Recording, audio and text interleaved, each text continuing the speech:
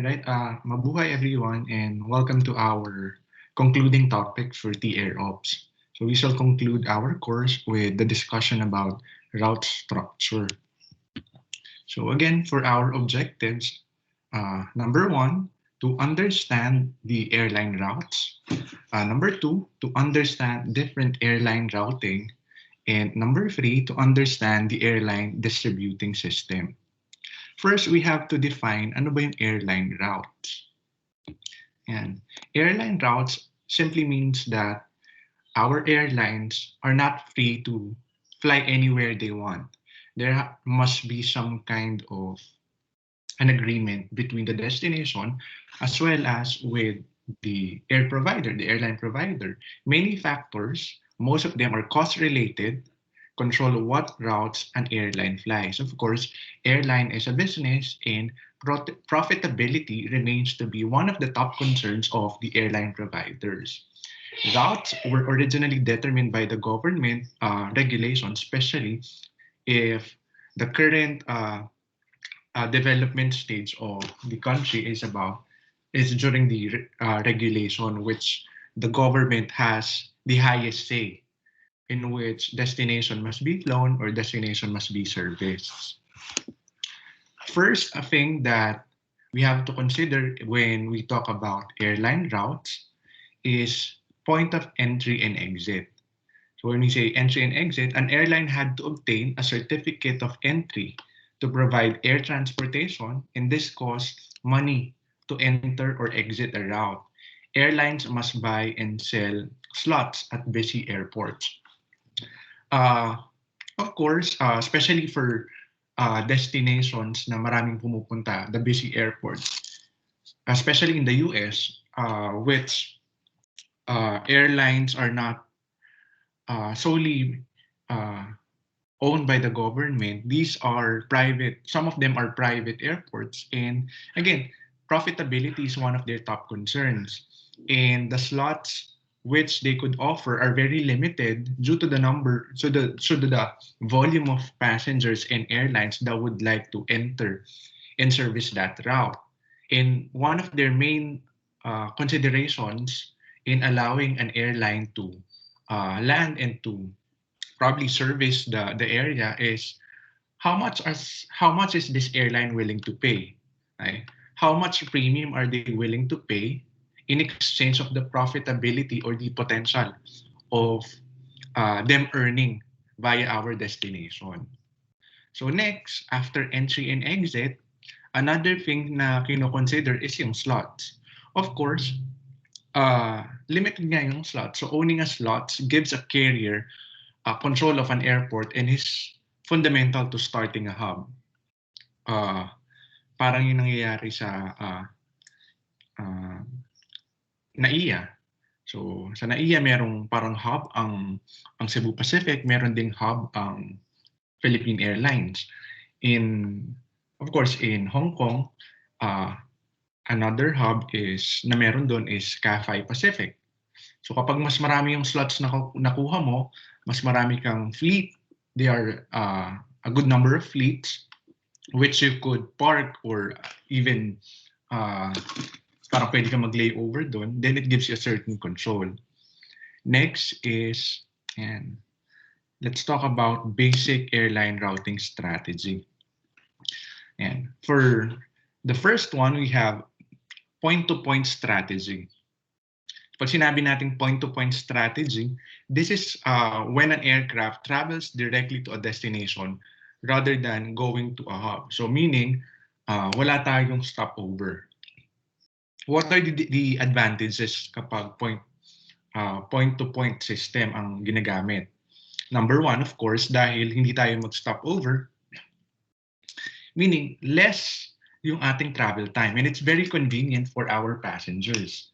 Number two, when we do not stop at a certain destination for us to refuel or for us to allow to embark on different passengers, another set of passengers, there is a less chance of losing your baggage. And of course, we know that happens. Diba? Minsan, una ka pang dumadating kaysa sa bagahe mo. And when you fly, excuse me, via point to point, lesser chance yung magiging inconvenience mo in terms of losing your baggage. And third advantage is that passengers do have long layovers in a transit airport. Mas maraming nasayang na oras. Minsan during the time that I was, before I was an OFW, nung flight ko pabalik dito sa Pilipinas, nag-layover ako for Abu Dhabi, 8 hours. Imagine 8 hours yung in-spend ko para lang makapag-embark sa direct flight pupunta sa Pilipinas.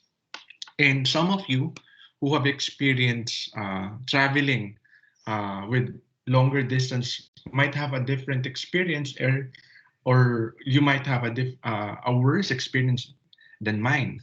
Now, kapag point-to-point naman, ano yung disadvantage? Yeah, number one, if the airline do not serve a desired origin and destination pair, kailangan mamili ng ibang airline. Diba? Especially kung gusto mo talaga, kung preferred flight mo, yung preferred airline mo yung airline na ganito, pero they don't offer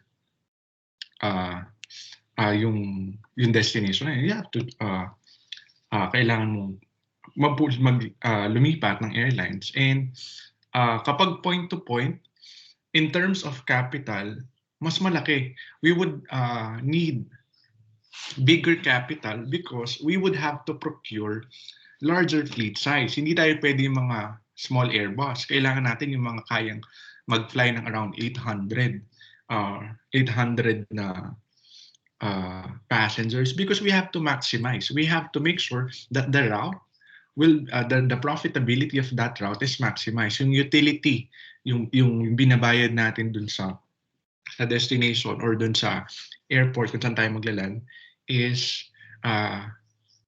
maximized or properly utilized. And next, aside from point-to-point, meron naman tayong hub and spoke. The hub and spoke system dominated air travel since mid-1980s. This is a system of connections as arranged like a chariot, such as all traffic moves along the spokes connected to the hub that is located at the center of the cities covered by the airline. And so parang airlines have a centralized operations. Meron silang main hub, o meron silang parang pinaka main branch, which this main center service both domestic as well as international routes na sinaserve ng fleets. Pag sinabi nating hubs, parang this is where an airport has, or this is where an airline has the dominance in terms of the slot it owns. Parang sinabi ko nga kanina, in the Philippines, NAIA Terminal 2, it's for PAL. NAIA Terminal 3, ang may hub dyan is Cebu Pacific. So, ganun siya. Ano naman yung advantage and disadvantage ng hub and spoke? So, parang ganyan siya. So, the main center is Denver, and then all of these dots or spokes are the routes it serves. Number one, kapag ang ating system ay hub and spoke, of course, you see, we can service or we can operate with more destinations. So kahit konti, hindi ganun kalaki yung ating airline fleet, we could service more destinations. We could also achieve parang high volume of passengers because kaya nating servicean lahat ng destination na yan. When we also are operating in a hub and spoke system, mas nagiging madali sa ating mag-offer ng frequent flights. Okay? Ano pa ba yung pwede nating, aside from frequent flights, we can also provide more options. Kung gustong mura ng kliyente or gustong mura yung pamasahe, if they want a cheaper fare going to a certain destination, they have the option. Example, if you're going to Los Angeles from Denver, you have the option of availing Denver, Salt Lake City, going to Los Angeles. So ganun siya. It also gives us the parang the benefit of serving this destination, yung mga yan, with the assurance of more efficiency. Ayan, kapag nagkaroon tayo ng breakdown, if we've experienced breakdown, it's easy for us to send another aircraft or another fleet for us to relieve that certain flight which has been signaled as parang dysfunctional. Ano naman yung mga disadvantage na pwede nating makuha? Number one, of course, if hub and spokes, mas matagal ang ating waiting time, especially for the passengers. Kapag nagkaroon ng delay dyan, it can cause parang domino effect with all the cities that you're servicing, because you can operate, yes, you can operate with a small air fleet size.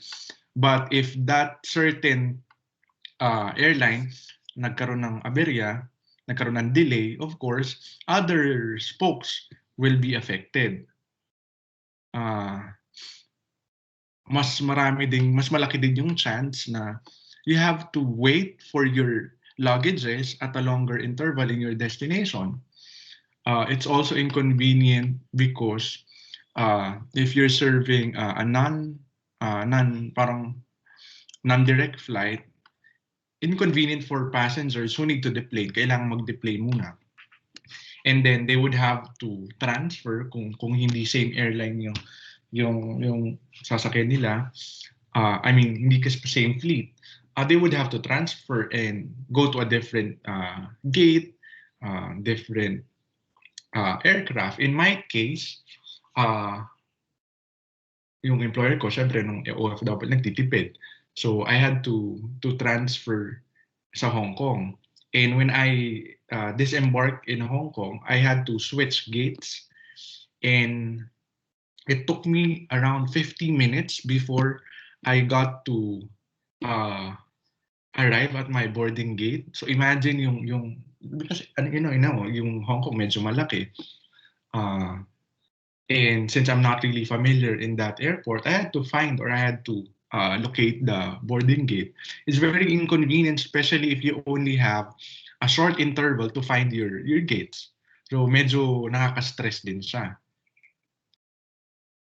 And so next, meron naman tayong code share.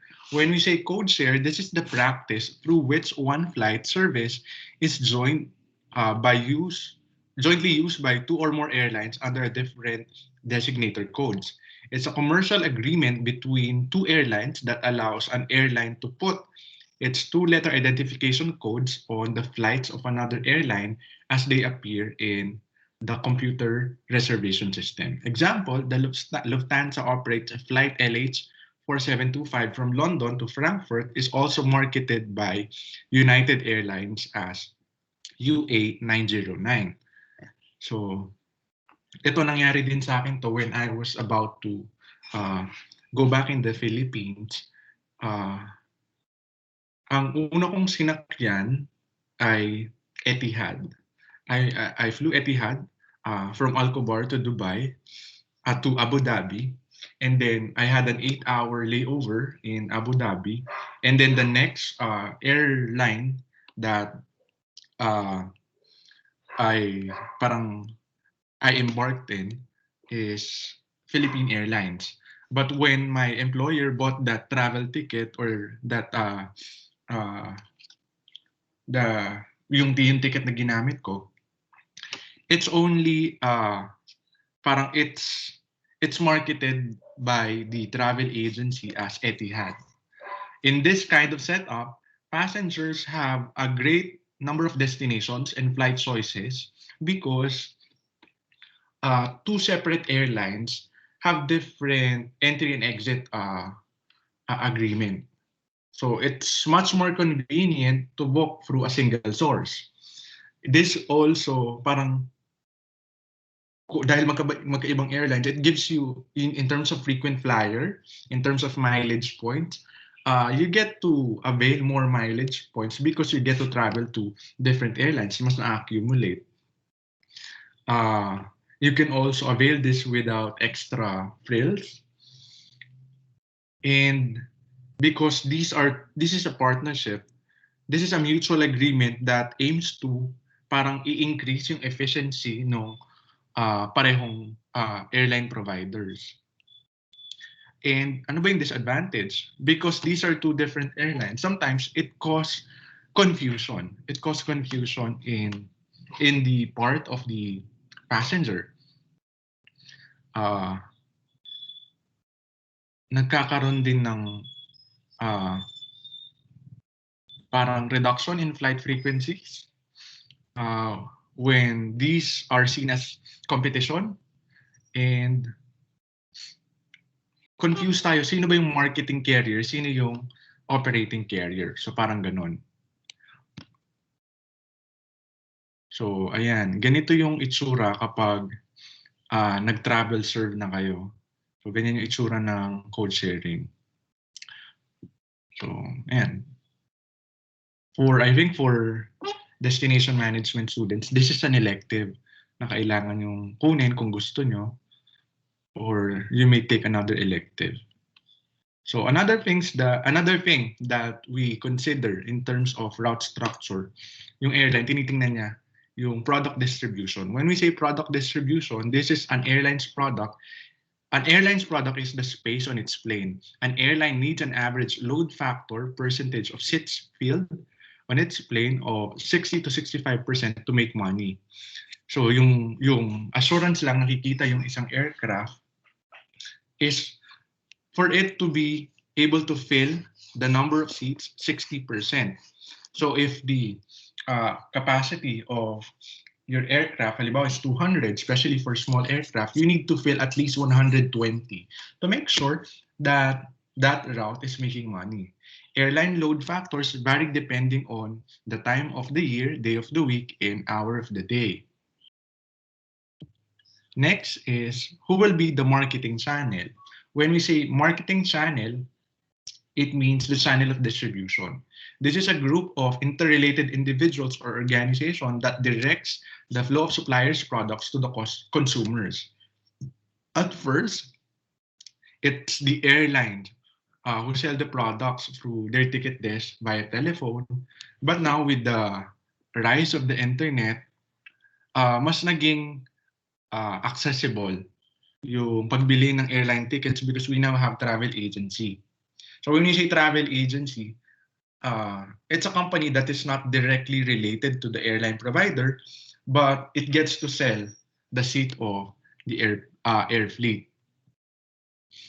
Okay, next that we have to consider is yung dual distribution. When we say dual distribution, in the supplier agent buyer classifications, agents do not buy the product, instead work from the supplier's inventory and are paid after the sale by commission. So I think this one works for independent travel agents. Kasi yung mga travel agency, sometimes they buy in bulk and they resell it. Kung merong parang operating cost, that is something that they are willing to absorb because of the profitability that the bulk buying is promising them. And next, we also have to be familiar with airline codes. Each airline has a code of either 2 letters or a combination of letters and numbers. At many airports, airline codes are used in the arrival, departure boards. Even passengers are expected to know the airline code. This is reflected in your e-ticket as well as in the boarding pass that the gate will be providing you, or the parang kiosk that will provide you. Example, in the Philippines, ang code natin for PAL is PR. For Etihad, EY. For Cathay Pacifics, .CX. For local naman, di ba? Cebu Pacific is 5J. Combination of letter and number. Yun siya. So, code sharing, ano na natin to kanina. Code sharing allows one carrier to sell seats on another carrier's flights. In schedule, a symbol, usually a star, follows the code. This indicates a dual designated carrier, a flight operated by a carrier different from the one whose primary code is listed. City codes, airports have two names. The name of the airport, usually honoring a local hero or politician, and this is a three-letter code. The International Air Transport Association is the one who assigns and administers three-letter location identifier used by airlines worldwide. Halimbawa, in Clark, our city code is CRK. In Manila, our city code is MNL. In uh, in Dubai, ang city code natin is DXB. Okay. Normally, dalawa lang naman, yan, as mentioned, dalawa lang naman ang pangalan ng ating airport. It could either be the name of the place or it could be the name of the hero. Diba, in the Philippines, we have Ninoy Aquino International Airport, which is named after Benigno Aquino. Locally, we have in Boracay, Godofredo S. Ramos. In CDO, Lagindingan. So, si Lagindingan is the name of the place. So, ganun siya. In US, yun, JFK, John F. Kennedy. LAX, yan, named after LA na lugar. Now, let's talk about flights. Our flights could either be non-stop, it could be direct, or through, or connection. Yan. So, pag sinabi nating non-stop, ganyan yung setup niya. Diba, if from India, papunta ka San Francisco, dire-diretso siya. Wala kang stopover, wala kang layover. And this is only possible if your air fleet is really big. The airline is really big because of the gas mileage that you will consume from India going to San Francisco. Yan siya. So next, yung direct. And ang connecting, ganito yung itsura niya. I would have to clarify, anong pinagkaiba nitong direct and non-stop? Because in this diagram, pareho naman sila, no? Connecting flight. Yan. From Sapporo, papunta kang Narita, and then Narita going to Taipei. Yeah. Now let's talk about route planning. Given a fleet plan, the process of route planning and evaluation involves the selection by the airline of which route should be flown. The route selection decision is both strategic and tactical. And of course, this is a very essential component of the strategy of the airline. It has to be anchored sa vision ng airline, and they have to decide whether to, ano bang gagawin natin? Focus on short haul or long haul services or offer international operations. And at the same time, the characteristics of selected routes will affect the types of products the airline offers to travelers. The distance or stage length of the selected routes will also affect the airline cost structure, as longer routes will likely to be flown with bigger aircraft that you have lower unit costs per seat and per ASK. For example, kapag medyo malayo, we take into consideration na parang first class and business class lang yung offer natin for us to be competitive, para mas sure yung pagbalik ng pera sa atin, ng ating capital. Route planning can also be much short-term or tactical process, as unexpected route opportunities are often present themselves to the airline with changes to the market environment. Halimbawa, kung if you're facing bankruptcy or another airline focus bankruptcy, and then the slot is given up by that particular airline, pwede kang makipag-negotiate. You might want to buy that slot at a lower price and arrive in a somehow bilateral agreement by which you could operate on that country, and magbabayad ka lang ng mas mababa compared to what is currently being offered by the destination. Yung babayaran mo is yung agreement between the one who is facing bankruptcy, para parang pasalo, sinalo mo lang yung hindi na niya matayuan na agreement from the airport. So basically, that ends our presentation for route structure. Again, this is where we conclude our TAIROPS, and please wait for your task assessment to be uploaded in Canvas. Again, maraming salamat. If you have questions, kindly type them in the thread that we have in the comment box, and we shall try to answer and address those concerns at our schedule. Again, maraming salamat and mabuhay.